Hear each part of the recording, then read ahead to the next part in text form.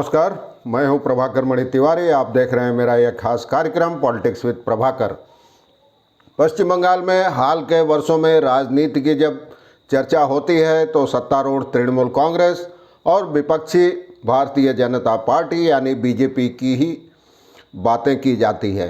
लेकिन एक दौर में करीब 34 साल तक बंगाल में राज करने वाली सीपीएम और उसकी अगुवाई वाली वाम मोर्चे की लेफ्ट फ्रंट की चर्चा बहुत कम होती है। कुछ बार अक्सर चुनाव में हल्की फुल्की चर्चा होती है, लेकिन आखिर लेफ्ट फ्रंट हाशिए पर क्यों पहुंच गई और क्या है उसकी ताज़ा स्थिति आप जानते हैं। 30 अक्टूबर को 4 विधानसभा की 4 सीटों पर उपचुनाव होने हैं। विधानसभा की 3 सीटों पर पिछले महीने उपचुनाव हुए, उसमें भी सीपीएम फिसड्डी साबित हुई। कांग्रेस तो बहुत पहले से कहा जाता है कि एक साइन बोर्ड के तौर पर बदल गई है, लेकिन आखिर 34 बरस तक बंगाल पर राज करने वाले लेफ्ट फ्रंट की यह हालत क्यों है। अब लेफ्ट फ्रंट के नेताओं को चिंता है कि आने वाले 4 सीटों के जो उपचुनाव हैं, इसके बाद दिसंबर में 100 से ज़्यादा नगर निगमों और नगर पालिकाओं के चुनाव होने हैं, उनमें भी कहीं पार्टी का सुपड़ा न साफ हो जाए। तो आज चर्चा करूंगा सीपीएम और लेफ्ट फ्रंट की स्थिति की। वीडियो देखिए आखिर तक, जचे तो इस चैनल को सब्सक्राइब करें, मित्रों और परिजनों के साथ शेयर करें और घंटी का बटन भी दबा दें।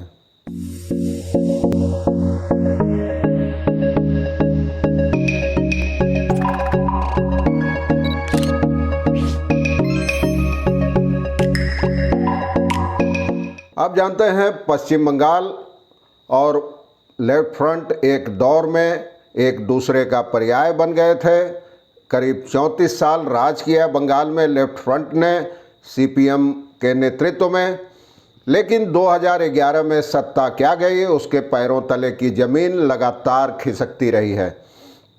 कई बार उसके कांग्रेस से हाथ मिलाने की बातें हुई, लेकिन उसे कामयाबी नहीं मिली और बार बार हर बार उसके वोट घटते रहे, सीटें घटती रही और लोकसभा में तो उसका सुपड़ा साफ ही हो गया। विधानसभा चुनाव में भी पार्टी की हालत और तस्वीर अलग नहीं है। अब बीते महीने विधानसभा की 3 सीटों पर उपचुनाव हुए, उनमें भी पार्टी की दुर्गति ही हुई। इस महीने 4 सीटों पर उपचुनाव होने हैं, 30 तारीख को इस महीने। और इसके अलावा जैसा कि संकेत मिल रहा है, दिसंबर में 100 से ज़्यादा नगर निगमों और नगर पालिकाओं के चुनाव हो सकते हैं। इनमें कोलकाता नगर निगम चुनाव को तो मिनी विधानसभा चुनाव कहा जाता है। तो क्यों आखिर अब सीपीएम नेताओं को यही चिंता सताए जा रही है कि कहीं लोकसभा और विधानसभा चुनाव की तरह इन उपचुनाव और नगर निगम चुनाव में भी उसका सुपड़ा साफ न हो जाए। तो अब कांग्रेस के साथ आप जानते हैं उसने हाथ मिलाया था, लेकिन फिर भी कोई फ़ायदा नहीं हुआ। इसके बाद कांग्रेस ने भवानीपुर सीट में जो उपचुनाव हुआ पिछले महीने, ममता बनर्जी मुख्यमंत्री, उनके खिलाफ कांग्रेस ने उम्मीदवार नहीं उतारने का ऐलान किया था। तो एक तरह से कांग्रेस और लेफ्ट का तालमेल वहीं टूट गया। उसके बाद जिन 4 सीटों पर उपचुनाव होने हैं, वहाँ लेफ्ट ने एक तरफा तरीके से उम्मीदवारों का ऐलान कर दिया है।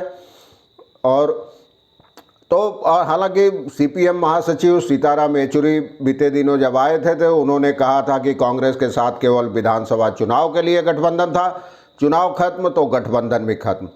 बावजूद इसके आखिर चर्चा हो रही है राजनीतिक हलके में कि सीपीएम की इतनी दुर्गति क्यों है। दरअसल सीपीएम में नेतृत्व का भारी अभाव है। बुद्धदेव भट्टाचार्य के बाद दूसरी कतार में कोई ऐसा नेता सामने नहीं आया जो अपनी पार्टी के अलावा घटक दलों को एक साथ लेकर चल सके और पैरों तले खिसकती जमीन को मजबूत बना सके। इस सत्ता जाने के 10 वर्षों के भीतर सीपीएम कोई बड़ा आंदोलन खड़ा करने में भी विफल रही है।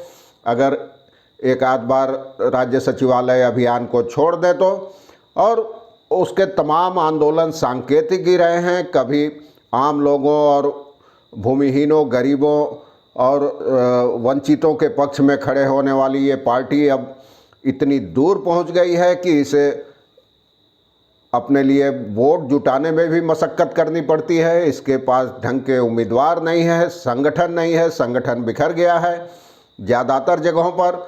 हालांकि इस साल 26 फरवरी को कलकत्ता के ब्रिगेड परेड ग्राउंड में जो विशाल रैली की थी सीपीएम ने, लेफ्ट ने, उसमें जो भारी भीड़ जुटी थी, उससे एक उम्मीद बंधी थी कि शायद इस बार उसका प्रदर्शन कुछ बेहतर हो।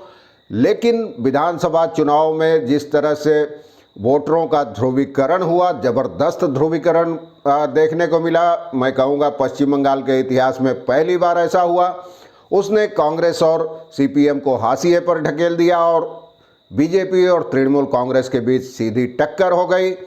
और बीजेपी के कथित हिंदुत्व के खिलाफ ममता बनर्जी और उनकी पार्टी तृणमूल कांग्रेस के बांग्ला उपराष्ट्रवाद का पलड़ा बहुत भारी रहा, इसलिए उनको 213 सीटें मिली, जबकि बीजेपी को 77 सीटों से ही संतोष करना पड़ा।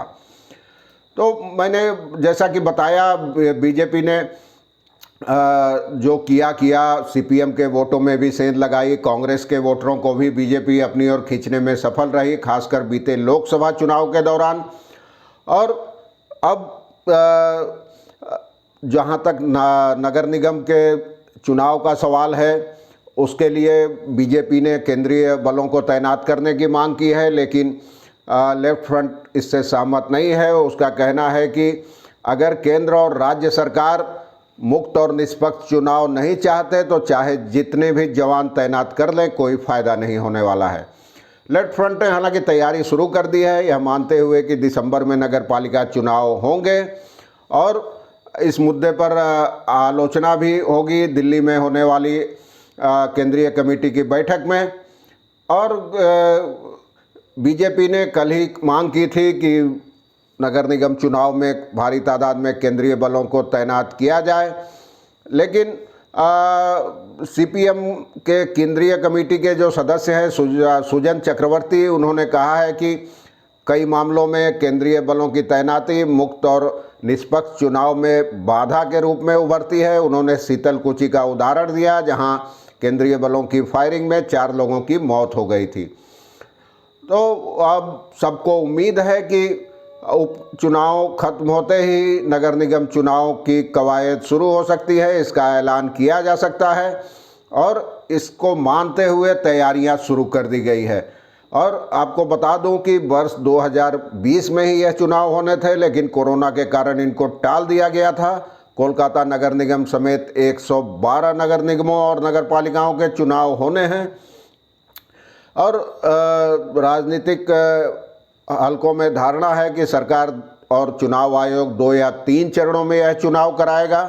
पहले चरण में कलकत्ता और हावड़ा नगर निगम के लिए मतदान होगा और बाकी 110 नगर पालिकाओं के चुनाव 1 या 2 दिन में कराए जा सकते हैं। इसको दक्षिण और उत्तर बंगाल के तौर पर बांटा जा सकता है, यानी दक्षिण बंगाल की नगर पालिकाओं के लिए 1 दिन और उत्तर बंगाल की नगर पालिकाओं के लिए दूसरे दिन मतदान। और लेकिन आखिर कांग्रेस का हाथ क्यों छोड़ दिया सीपीएम ने और इसका क्या असर होगा आने वाले चुनाव पर? सीपीएम के एक नेता सुमित दे कहते हैं कि इसका कोई फर्क नहीं पड़ेगा, हमने हाथ मिलाकर भी देख लिया और सीपीएम की एक अलग पहचान है और हमारे जो डेडिकेटेड वोटर हैं वो हमारा ही समर्थन करेंगे। उनका कहना है कि अब तक जो ट्रेंड देखने को मिला है, इससे साफ है कि तृणमूल और बीजेपी को हराने के इच्छुक जो लोग हैं वो सीपीएम और लेफ्ट का ही समर्थन करेंगे। तो ये सब चीज़ें चल रही है, तस्वीर साफ होगी क्या होगा नहीं होगा और सीपीएम आखिर कहाँ खड़ी रहेगी, उसके नेतृत्व में लेफ्ट का क्या हाल होगा, क्या वो अपने पैरों तले की ज़मीन थामने में कामयाब होगी या यह ट्रेंड जस का तस बना रहेगा। आगे क्या होता है मैं आपको समय समय पर बताता रहूँगा। मुझे लगा कि सीपीएम की कहीं चर्चा नहीं हो रही है तो उसका जिक्र भी जरूरी है, किसी दौर में सबसे बड़ी ताकत थी पश्चिम बंगाल में। तो आज के लिए बस इतना ही, धन्यवाद, नमस्कार।